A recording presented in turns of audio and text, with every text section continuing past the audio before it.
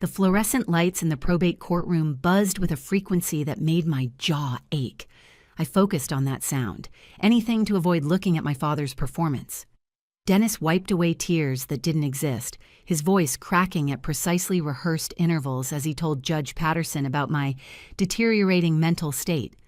Behind him, the gallery was packed with relatives he'd personally called, each one invited to witness what he promised would be a difficult but necessary intervention. My Aunt Rebecca dabbed at her eyes with a tissue. My cousin Marcus shifted uncomfortably in his seat. They'd all come expecting a tragedy, the pitiful collapse of Dennis's troubled daughter.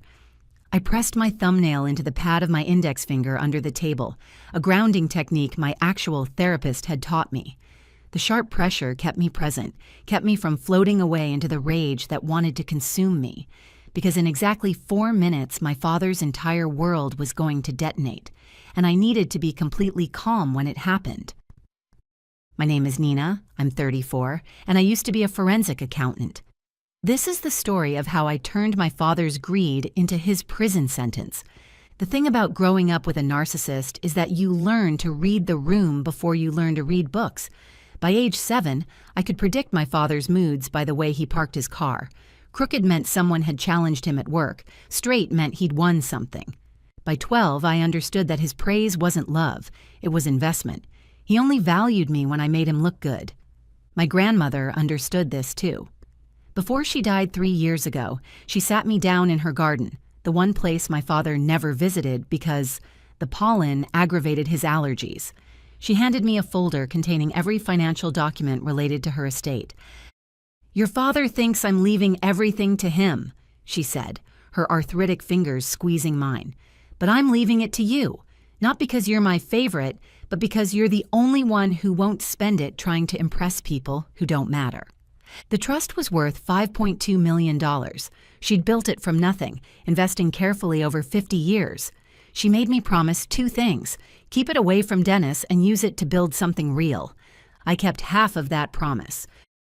"Your Honor," Dennis said, his voice rising with manufactured desperation. "My daughter hasn't paid rent in 8 months. She's been evicted twice.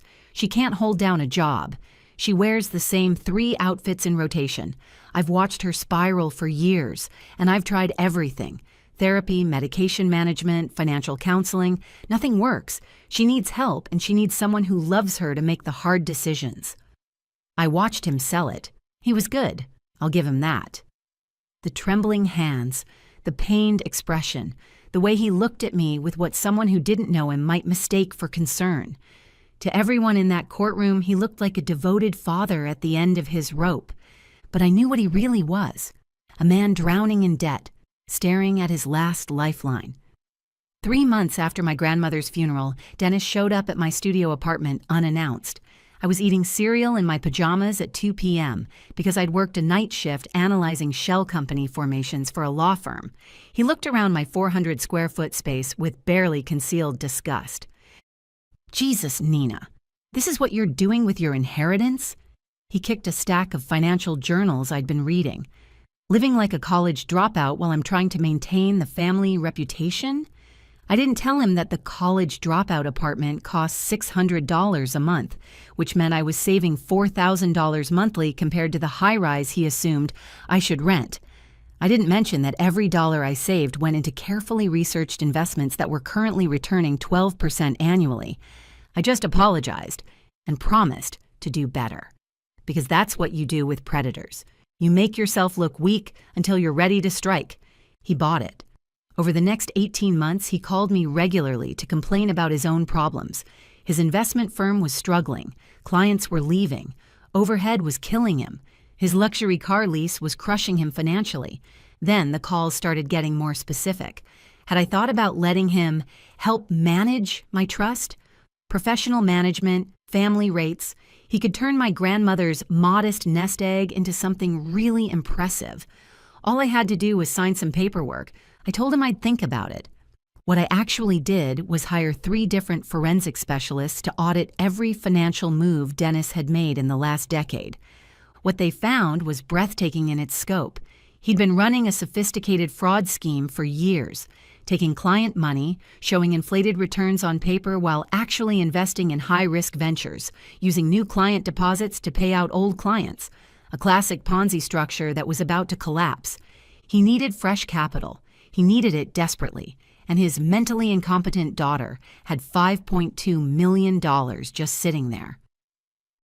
"Miss Nina," Judge Patterson said, adjusting her reading glasses, "your father has presented some serious concerns about your ability to manage your affairs. Would you like to respond to these allegations?" Dennis leaned forward in his chair. This was the moment he'd been waiting for. He expected me to get emotional, to cry, to defend myself in a way that would only prove his point. Strong emotion equals instability, equals incompetence, equals guardianship. I stood up slowly, smoothing down the blazer I'd bought specifically for this hearing. Not too expensive, not too cheap, perfectly calculated to look like someone barely holding it together. "I'm listening, Your Honor," I said, my voice flat and measured. "I'm just wondering when my father plans to mention the $750,000. The courtroom went silent. Dennis's confident smirk flickered. Just for a second, but I saw it. "What is she talking about?" Judge Patterson asked. I opened the folder in front of me, the only item I'd brought to the hearing. Over the past 2 years, $750,000 has been transferred out of my grandmother's trust account. My father is correct that I didn't report it to the police. He's correct that I didn't freeze the account. What he's not mentioning is why. Dennis recovered quickly. He always did. "This is exactly what I'm talking about, Your Honor. She's creating paranoid fantasies. Those transfers were authorized. She gave me power of attorney 3 years ago because she was too overwhelmed after her grandmother's death. She signed the documents herself." His lawyer, a nervous man named Stewart, who'd been sweating since the hearing started, jumped up and handed a notarized document to the bailiff. "This proves my client had full legal authority to manage that account. Any transfers were legitimate investment activities." I watched Judge Patterson examine the power of attorney document. My signature was right there, clear as day. I had signed it. Dennis slipped it into a stack of funeral paperwork when I was exhausted and grieving. One signature among 30, all of them supposedly routine estate documents. "The signature appears authentic," Judge Patterson said carefully. "It is authentic," I agreed. "I signed it 3 years ago without reading it carefully enough. That was a mistake that taught me to never skip the fine print again." Dennis relaxed slightly. He thought this admission proved his point. "But that document," I continued, "gives him authority over one specific trust account. It doesn't give him immunity from prosecution for wire fraud." I turned to face Dennis directly for the first time since the hearing started. "You know what's funny, Dad? You always told me I was too emotional to succeed in business. You said successful people make decisions with their heads, not their hearts. So when I discovered you were stealing from me, I tried to think like you would, strategically, patiently." About a year ago, I'd been reviewing my quarterly trust statements when I noticed transfers I hadn't authorized. Small at first, then increasingly bold. That's when I started documenting everything. I pulled out the first evidence packet. These are the IP logs for every transfer out of that trust account. Every single one originated from your home office computer, the same computer you used to access my account at 2:47 a.m. on a Tuesday, 3:15 a.m. on a Friday, 1:33 a.m. on a Sunday. Interesting hours for legitimate investment activities. Stewart was on his feet. "Your Honor, these," I continued, placing down a second packet, "are the wire transfer confirmations. The money didn't go to legitimate investment firms. It went to something called Apex Consulting, a shell company registered in Nevis, a company you incorporated 3 years ago using your girlfriend's maiden name. I'm sorry. Should I say current girlfriend? I know there have been several." The gallery erupted. My aunt's tissue dropped from her hand. My cousin Marcus's mouth fell open. Dennis's face had gone from confident to pale to red in the span of 30 seconds. "She's making this up. She's sick. Can't you see? This is paranoid delusion." "Paranoid," I repeated. "That's the word you used when I was 16 and told Mom you were having an affair.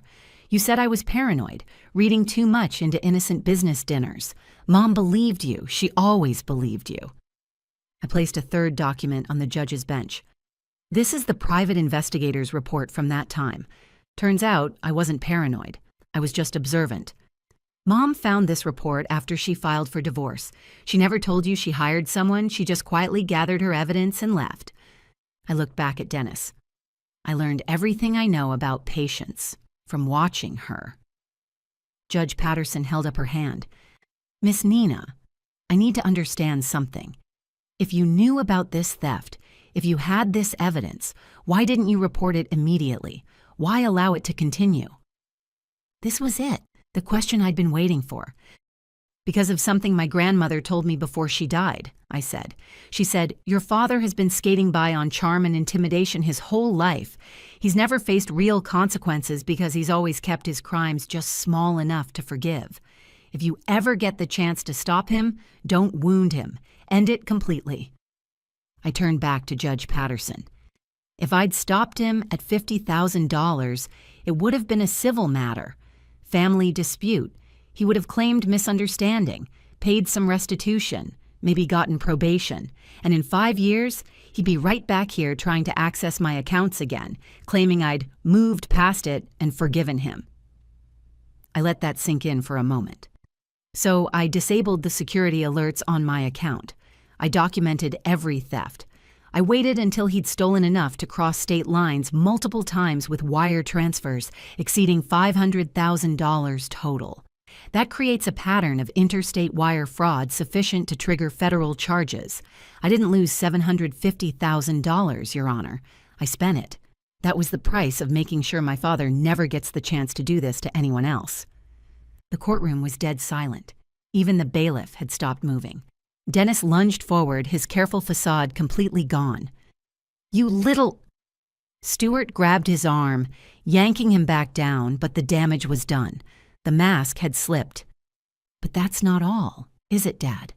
I asked softly. You didn't just come here to take control of my trust. You came because you're desperate. Your Ponzi scheme is collapsing. You've got about 6 weeks before your clients realize their portfolio statements don't match reality. You need my money to plug the holes. I placed the final document on the bench. This is a forensic audit of Dennis's investment firm. It shows a classic Ponzi structure with approximately $4.3 million in fraudulent liabilities. Clients think they're earning 12% annually. They're actually losing everything. Stewart was frantically whispering to Dennis, but Dennis wasn't listening. He was staring at me like he'd never seen me before. How? He whispered. How did I figure it out?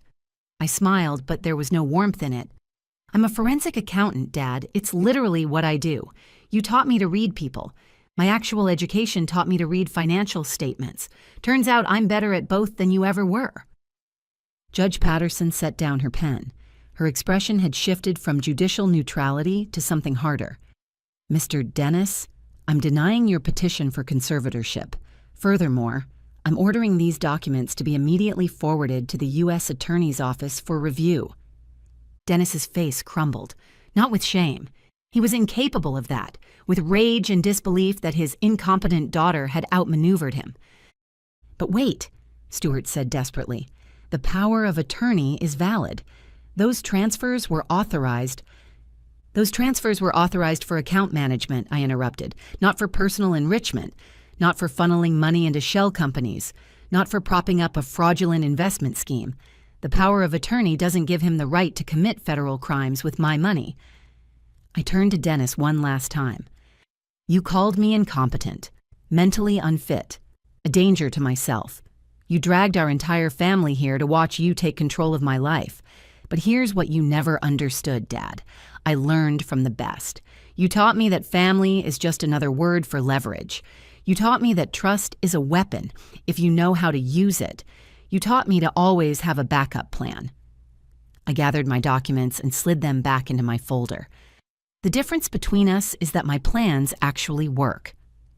The bailiff was already moving toward Dennis as Judge Patterson made a phone call. I could hear her saying something about immediate notification to federal authorities. As I walked toward the courtroom exit, I passed my Aunt Rebecca. She reached out as if to touch my arm, maybe to apologize, maybe to ask if I was okay. I kept walking. She'd sat there silently while Dennis tried to have me declared incompetent. She'd believed him without question because it was easier than challenging him. Outside the courthouse, the afternoon sun felt different, cleaner somehow. I stood on the steps for a moment, breathing in air that didn't taste like recycled courtroom atmosphere and my father's desperation.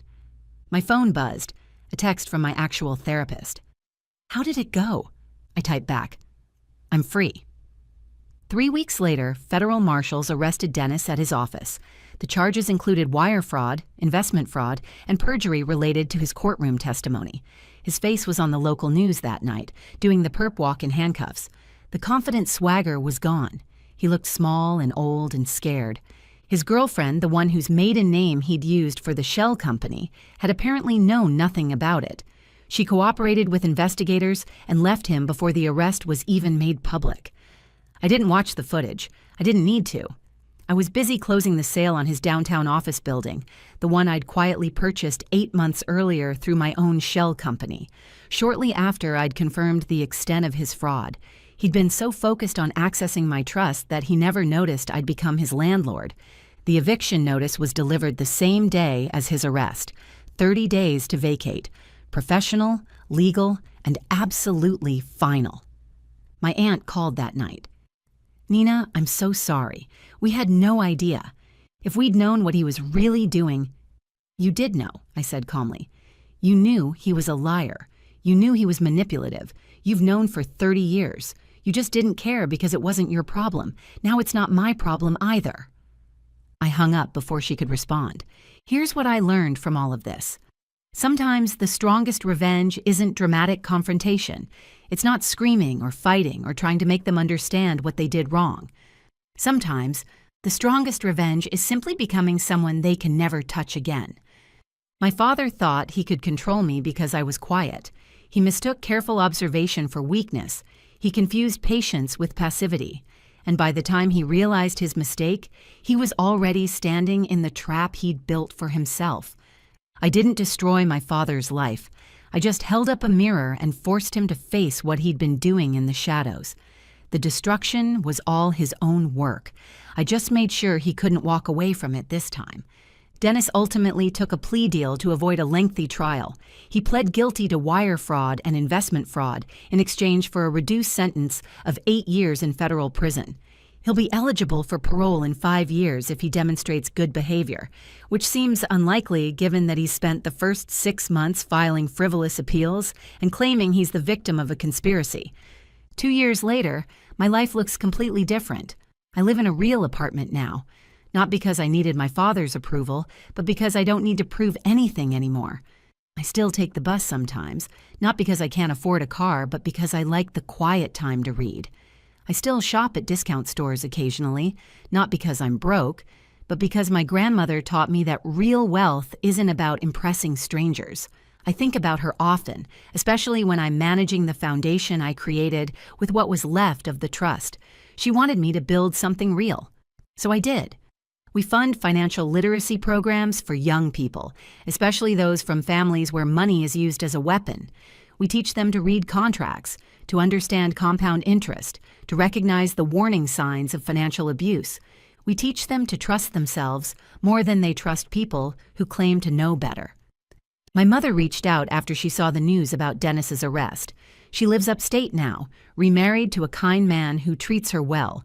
She told me she was proud of me for standing up to him, something she'd wished she'd done more forcefully years ago. We meet for coffee once a month, slowly rebuilding a relationship that Dennis had worked hard to poison. Some people never learn. Some people are so committed to being the hero of their own story that they'll rewrite reality rather than face the truth. I hope Dennis has a lot of time to think in prison. I hope he eventually understands that I didn't do this because I hated him. I did it because I finally loved myself more than I feared him. If you're reading this and you recognize yourself in my story, if you've got a parent or a relative who's trying to convince everyone you're incompetent, who's trying to take control because they're drowning in their own failures, I want you to know something. You're not crazy, you're not incompetent, and you're not alone. The people who call you paranoid are often the ones with something to hide. The ones who say you're too emotional are usually the ones manipulating your emotions. The family members who accuse you of tearing the family apart are typically the ones who've been quietly breaking it for years. Trust your instincts. Document everything. And remember that sometimes the most loving thing you can do for yourself is to stop trying to save someone who's determined to drown. Before you go, here's a quick bonus for sticking around. If you love learning and growing like I do, you need to try audiobooks. I've got an exclusive deal with Audible. Your first month is completely free.